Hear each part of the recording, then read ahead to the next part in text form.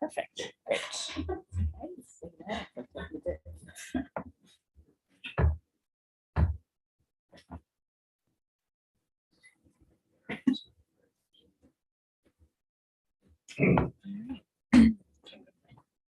Okay, so you can close the IDA meeting, the YouTube one, so we don't hear the. Okay. How can I get to just YouTube? We're all here. Okay, hold on one second. There we go. Okay. And screen share and stuff.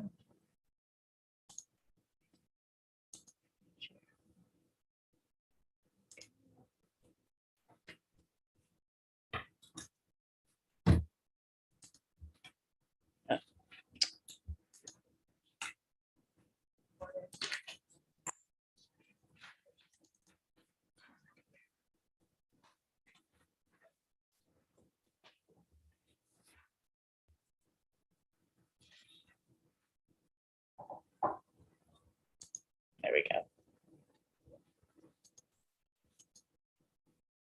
All right, now we're gonna screen share.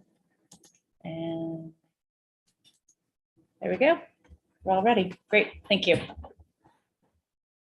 Good to go? Yes, good to go. Do I need to get that motion then? Yes. So. Thank you, Bill. Second. Thank you, Randall. All in favor? Aye. Opposed? Okay. Solar project. Yes, so the next agenda item is with the South Butler Solar Project. We have John Mueller here, who will talk about the project, and I will provide an update on the public hearing that was earlier this week. John, if you wouldn't mind maybe coming a little closer so we can see you in the video. Give me a star. Oh, no. There we go. Perfect. Thank you. Hello, world. Okay. Go ahead and step out of the way. All right, I'm John Mueller. I'm here on behalf of RC Solar, which is the solar construction division of Duke Energy. And there's a project we've been working on now for, well, counting the original developer, Community Energy, for a couple of years now. We recently went through the permitting process. The town of Butler had some solar law. And long story short, we went through the process. That's been completed now, as far as I know, anyway. We're here today. We were here a month ago. I think it was June, 2 months ago. To start this process, we've now completed the pilot application. This, I believe, is the final step in the journey for the pilot agreement to be issued. So I'm here to talk about the project. We can look at the footprint of the project. Any questions you have? You know, the literal agenda item is pilot agreement. We can talk about that. And I guess I'm here for any questions or any details you'd like to understand more about the project. Maybe we should give a broad overview of the project size. Okay, it is a 4.8 megawatt AC system, which is medium size as far as solar goes. It's going to be located on a couple of pieces of property adjoining flats, Melvin High and Neil McNeely. I have 2 adjoining lots. It's about 40 acres, a little more. The project footprint is, you get a picture, Katie, of the project? Yep, it did close, so I'll have to reopen it. The project footprint is 19 acres of solar equipment on the 40 odd acres of land. And, not too far from the Butler Town Center, actually headquarters, you know, just had a buyout maybe as profiles from Butler Town Hall where I was 2 days ago.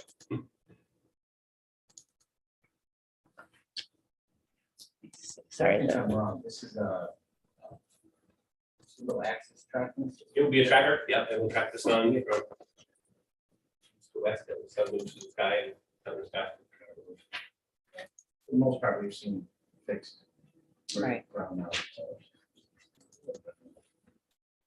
Okay, it kind of rotates on an axis very slowly through the day. And it comes back over the top. Sue Butler supports it.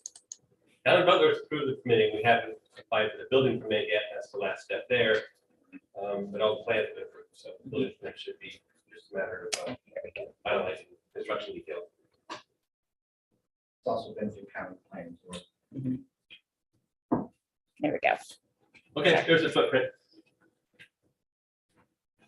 There will be, although another picture, there is some landscaping, well, vegetation, trees along the southern bottom edge of this.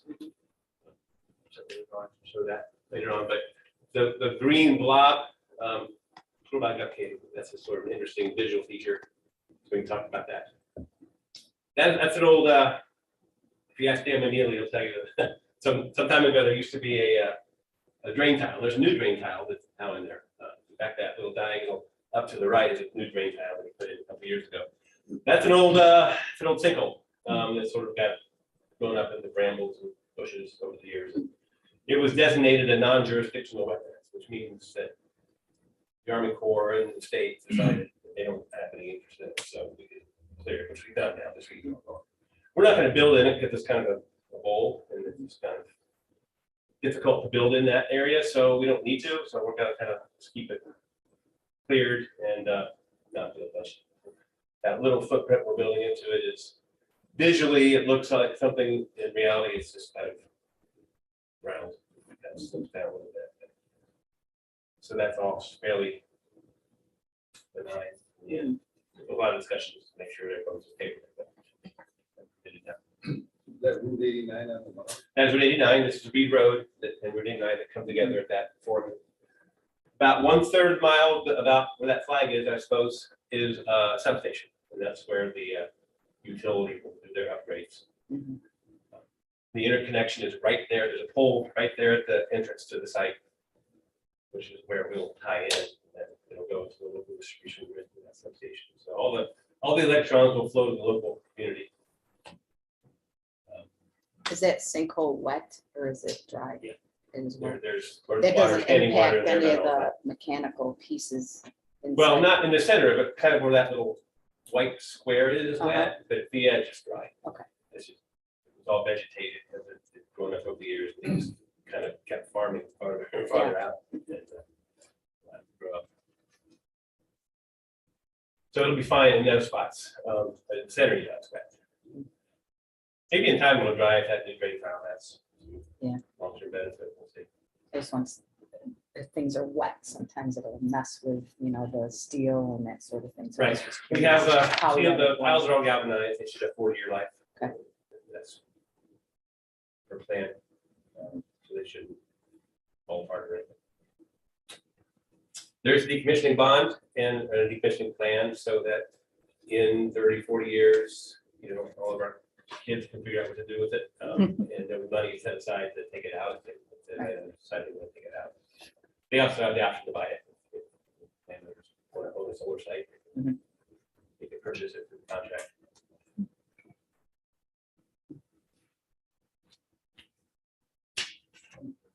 So we did have a public hearing on Monday at 6 PM at the Town of Butler Town Hall. We did have some of the residents attend the meeting. The only comment was in the form of a question, just asking if a pilot has been provided to the applicants. And I said at this time, we have the public hearing before we actually approve a pilot agreement. But that was the only comment we had about this, but we did have participants there. And then Jamie, did you have a question about timeline yesterday about closing? Oh, I did, yep, so if this were to be approved, how soon would you want to? Close meeting, start construction. Close. We close Yep. our. So I Yeah, the get pilot some- agreements Oh, and, quickly, we want to get that. We need the pilot agreement as a prerequisite to the building permit. The town has, requested. so as soon as possible, we Soon as can get, possible. okay, Yeah. all right, sounds good. Let's say a month, give or take. If that work, I don't know what time switch your timeline, but Yeah, exactly. that's when you will get the attorneys involved. I know Mark from your side is on the phone, but John is our attorney. And then we also have Harris Beach that does the transaction and pilot detailed stuff. So Let we'll, me ask you, what's a typical timeline from here to getting the agreement finalized and executed?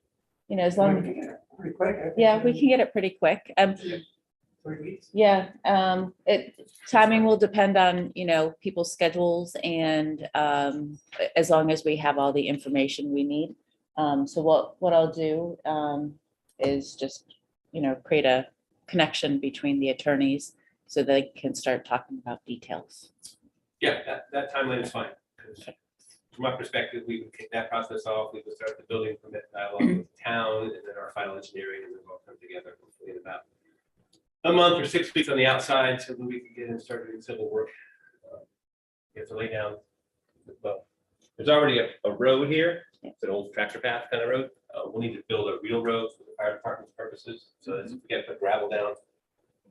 And that's, so we do that first, and get that in fall, if at all possible. So that's there, and then we can start thinking about driving piles over the winter. Sorry, I might have heard this. Are you guys long-term asset holders or? Yeah. Yeah, that's a thought, so Or operators. you'll plan to own this for the life of the project. Right. Potentially. Yeah, that's the plan. Right. That's how we're financing it, and that's how we projected it, over a 30-year life. So yes. Any other questions from anyone? No. We have motion was there's additional discussion. I'll make a motion. Okay. Thanks, Phil. All in favor? Aye. Opposed? Good. Great. Thank you. All right. Good. Okay. Thank you. Well, maybe I guess we'll be in touch. Yep. I will make the connection. And was the other person that's on the line, that's Abe? Abe and Mark Okay. are on the call, yeah. It just says. That is, yeah, thank you all for your time this morning. Very much appreciate it. Thank you. Thank Okay, you. thank Mark. Yes, thank you very much. Great. Bye, folks. Thank you. Take care. Probably could start with this, but before we go any further, if you haven't met Katie. Hi. Katie and our secretary started And 3 weeks ago. about 3.5, yes. 3.5. Yes. Wow, time flies. She picked up everything really quickly. That was a good help in getting her up to speed on things, but that was not here. I don't, she was here part-time. Yeah. But Katie's doing great. And so welcome her. Katie, you want to tell everyone about yourself a little bit, where you're from? Sure, yeah. So I am actually from the area, lifelong Wayne County resident. Went to school here at Lyons, graduated from Lyons. Previously worked for a couple of school districts and am happy to be here now, raising my young daughter in the area in which I grew up. So I'm really happy to be here and it's great to meet all of you. Welcome. Thank you. Want to introduce themselves? Yeah, we got our Scott. Scott Johnson, Council Supervisor. Like Donna Hearn, Supervisor, Chairman of Board Supervisor. Maida McDonald, I'm from Lyons also, and I work over at L&D. Very nice. John Morrow, Agency Council, my office is in Palmer. Good morning, Jamie. And being played with the Marshall Farms Group. Kay Stone Gans, I'm a business owner in Wayne County. Good morning. Yeah, I've heard. Oh, boy. Thanks, guys. Okay. Good. So we have The next resolution is a typical role for our secretary to play as assistant type secretary to the secretary of our board. the motion to authorize Bruce Jones, new Assistant Secretary with the county. So moved. Second. Phil, okay, all in favor? Aye. Opposed? Authorize investment funding for insurance CD. So CD for the IDA investment at CMB is currently set to mature on the 30th of this month. We did go out and look at the different CD rates that are being offered. The options are above on the screen. With review of internal staff, we were looking at the yellow item as a recommendation, which is a 30-day CD still at CMB, and the interest rate is 5.15. Our current ones are at 4.9, so it did go up in the past 90 days that we had the CD.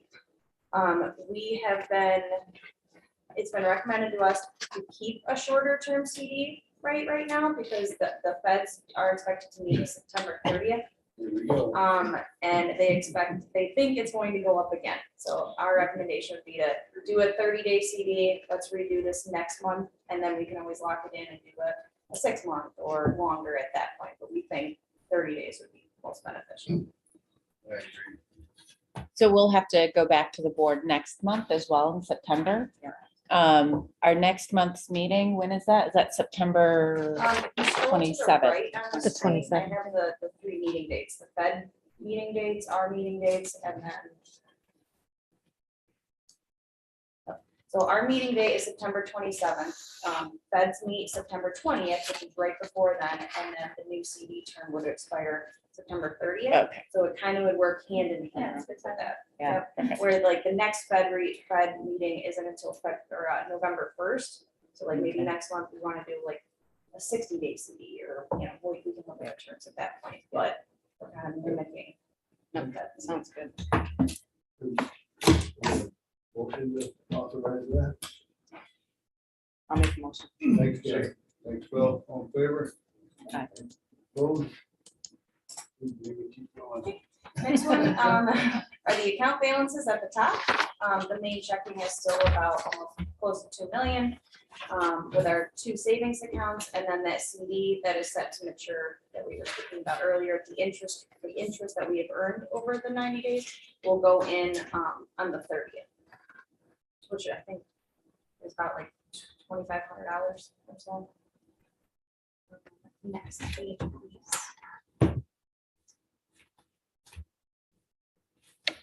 So this, and it's in your packet as well, I know it's really hard to see. This is our budget comparison to our actuals for the month. As expected, the IDA is doing great compared to their budget. The only overage we have a little bit is operating softwares, which is like QuickBooks, the loan officer software where we monitor all the loans, do all the invoicing. We also did a resimplify, which is a new platform that kind of connects to our website to help market available property sites. Other than that, everything has been doing great. We are at about 78% of expected net income for the year. For August. Any questions, concerns?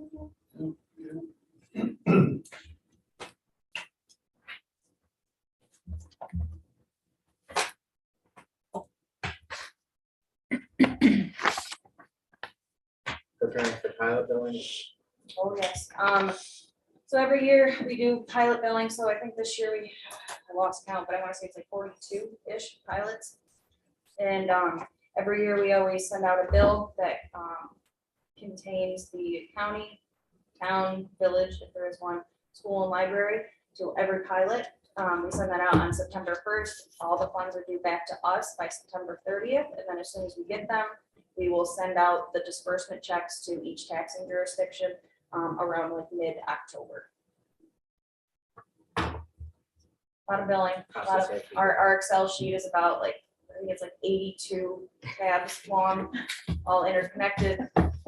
We back that up daily just to make sure. Spider web. We are doing a little, you know, we're always putting a different addition on the pilot bills every year. So we're, you know, making sure that the taxing jurisdictions, it's easy for them. That's the biggest goal, is we do this day in, day out, where different taxing jurisdictions don't. Other counties, as soon as they close on a pilot agreement, they say, okay, school, go ahead and bill this.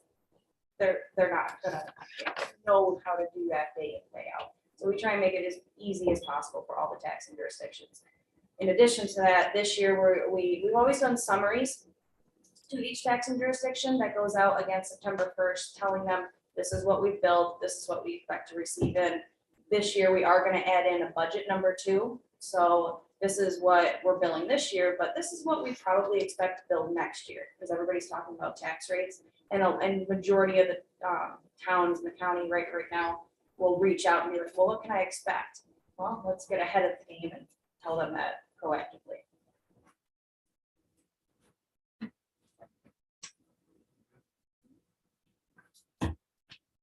project updates? Well, yes, so we have kicked off the former Butler Solar market study and REOI, which is request for expression of interest. Correction.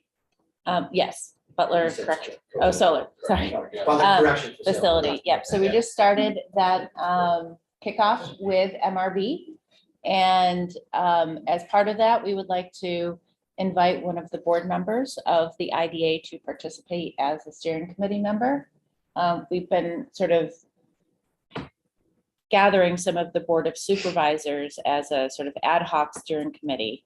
But we would also like to have somebody from the IDA to participate as well. You know, the IDA is funding a portion of this project, and just sort of helping with the flow of this plan. It would be great to have one of the board members participate. Now, although we do have Phil here, but you know, at-large person.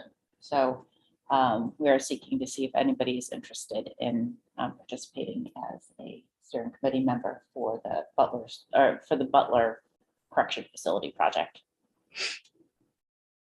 Won't be a lot of meetings, Right. but it's possible that the IDA could end up being a short-term asset holder.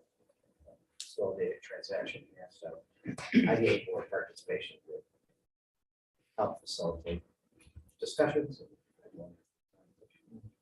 Maybe 3 meetings. If that is a very short time frame, you know, we're expecting 5 months, meaning starting August when we did the kickoff mid-month and ending probably end of year. So it'll be a pretty quick turnaround.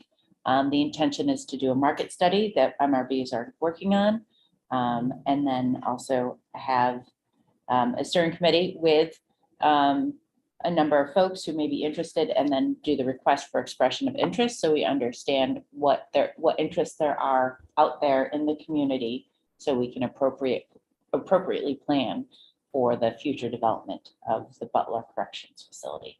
What would the authority be of the steering committee, and would there be any potential for conflict of interest?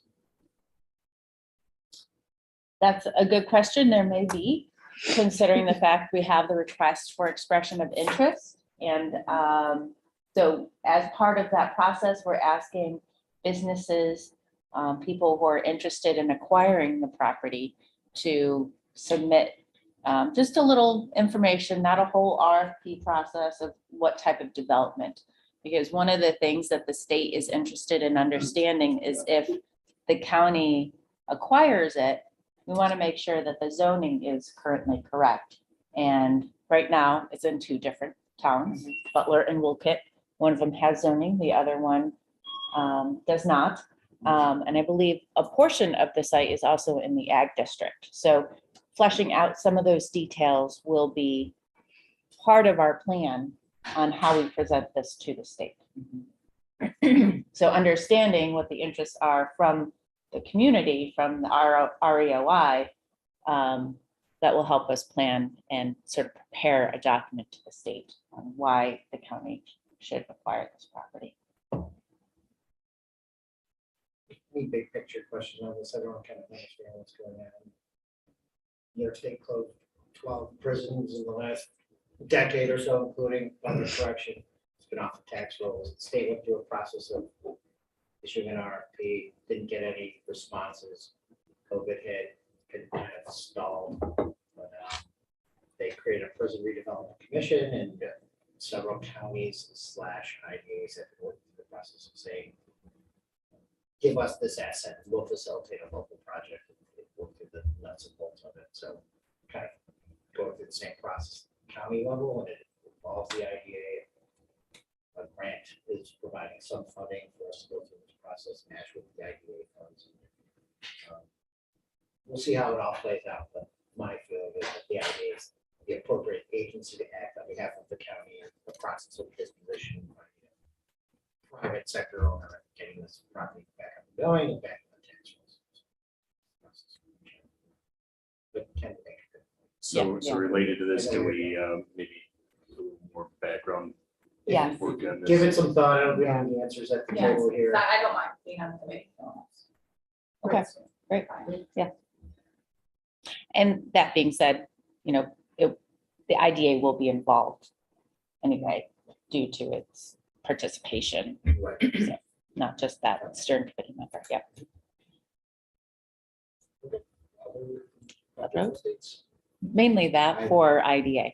Okay. I mean, unless you want to provide an update on Can I grant. ask one more question? Of course. So you mentioned with the Butler Correction Project, you said that there'd be a 5-month process as far as doing We're doing a market study and the request for expression of interest, effectively to demonstrate to the state that we have a good handle on what's going on over there. Satisfied boards. and things Do we like have anyone interested right now that you know of? that. Maybe. Yeah, I mean, people have brought up ideas. There are lots of ideas floating. Yeah. out, but again, I mean, the REOI process is really a matter of, To get more. I mean, it'll solid. be confidential. Right? So we Right. won't be disclosing this information to the public. It's not a full purchase offer. We're not accepting purchase offers, but it's give us an idea about what you're considering doing so that we have a broad market understanding and then we get a little hyper local. Okay. We've got some interested parties. This is kind of what they're thinking. Putting that on the table and saying, there's real interest here. We can help facilitate all this stuff. And, Livingston County's IDA acquired a closed correction facility from the state fairly recently. They Yep. had been a multi-year process on their end as well. One of the big barriers, if you will, to disposition for the state has been this merged bond that they did to improve the correction facilities across the state over a period of years, over a period of different issuances and then refinancing. So everything got kind of tied together, but they were able to, excuse me, pull out, if you will, a particular correction facility, satisfy that portion of whatever. But there's a mechanism there in place to get that out of the way. The bond is a tax exempt bond that covers the cost, so tax exempt finance, excuse me. Tax exempt finance requires tax exempt uses. We're not interested, we're interested in getting this back on the tax. So getting through that process with the state, well, there's a path to it. So a whole series of things that probably have to fall into place for a correction facility, but Right. Katie and I just went there yesterday with our consultants. And every time I go, I'll say the grass is overgrown a little bit. But the buildings are, in my opinion, generally in good shape. Katie's been in a lot of buildings, I'm sure, but as bad or maybe worse than ones that I've been in. Solid roofs, solid windows, Yeah. good structures. The floors are kind of a mess, but they're built late enough that we're not worried about asbestos in the tile. Right. Lead paint, things like that. So, Does the state still send people in to maintain and They make have some sure of that? their, maintaining it, yeah. Yeah, It's a story about a mower that got moved around, so then someone took it away, and the guy said, I need it back, and Marcus, we show them where they maintain it. we do have to kind of. The electricity is on too. We had a. It is still on. It Yeah, I is, know yeah. 7 years ago, Yeah. it was losing some shine. And so that was 7 years ago. Sure, That's- sure, yes, it's definitely lost some shine that from when it was operating. Right. I mean, everything from the perimeter security to the buildings themselves, I would say is in pretty good shape. Now, whether or not someone can take advantage of whatever, the assets on the ground there, it's got an underground electrical network. All the buildings heat and cool themselves in separate plants, so they're not connected. So you can use most of them, but not all of them. Demo is an option, things like that. But, it's got good electrical service, it's got natural gas access. It's a good size site. We'll, keep moving forward. Anything else we can do? Graduate. For IDA, that's it. I got just two quick things. One, finally, through approvals at the town of Ontario for the disposition of the idea of property in the Ontario Business Park. That's an agreement we've had with AP Enterprises for a year and a half now. Our land development agreement, if you will, is basically a purchase contract that says get permitted and do a real project before we sell you property, because we're not interested in selling speculatively. So they've been through that process in the town, everything's approved. We started the process on the attorney sides of very title. Long time ago. Lining things up. Yeah, I got a little dust on the folder, but blew off the dust and we're working through it. I expect probably a pretty, maybe a final sale sometime between now and our next board meeting. Oh, definitely. Okay, the next week or two, we're just going to get the redated pages back on the extra.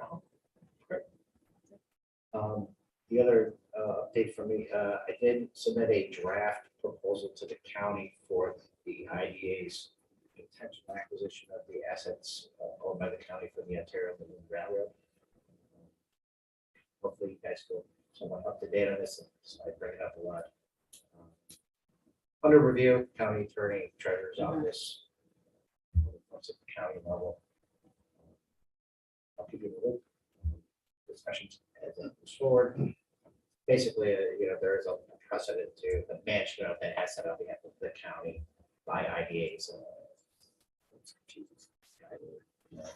Who's the other county? Steuben. Steuben. Mhm. It's in a very similar situation in Steuben than their IDA. So. Other than that. So we have the idea.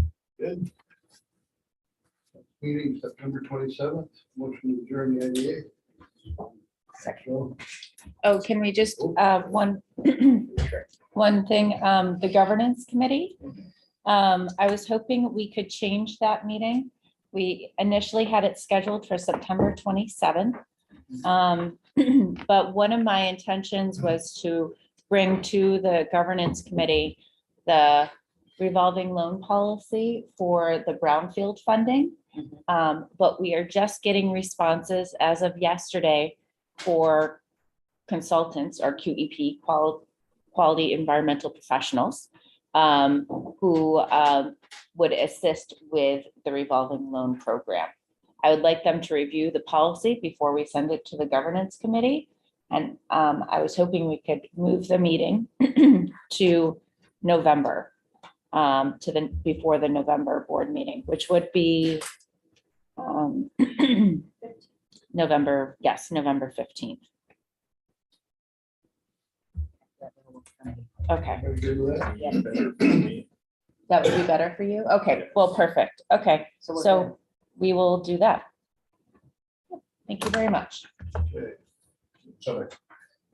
Bill made a motion to adjourn. Second. Second. Okay, all in favor?